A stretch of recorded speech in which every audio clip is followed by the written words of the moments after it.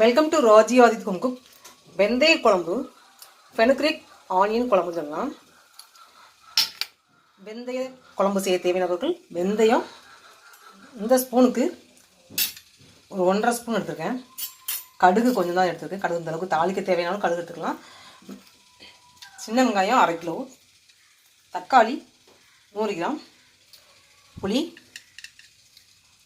இந்த அளவுக்கு எடுத்துருக்கேன்.